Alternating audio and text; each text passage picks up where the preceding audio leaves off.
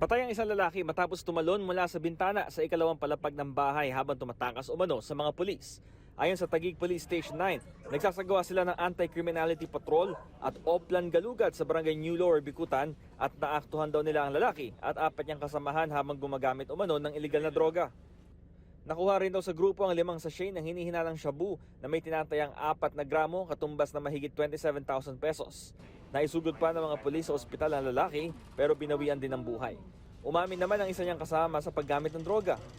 Ang iba naman hindi nagbigay ng pahayag. Bigla ako tumakbo kasi sir.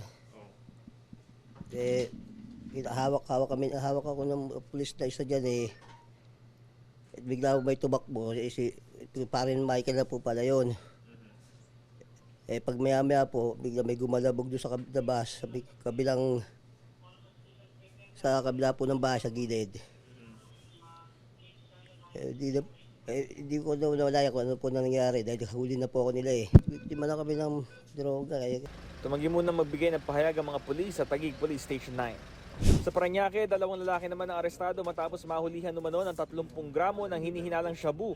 Depensa ng isa sa mga suspect, hindi nila alam na may droga sa bahay na kanilang tinitirhan. Sa bahay nito ng tito ko, mabilis ang pangyayari, hindi ko alam. Sa Tramo Street sa Pasay, mahigit 100 ang sinita at inaresto dahil sa paglabag umano sa ilang ordinansa ng lungsod.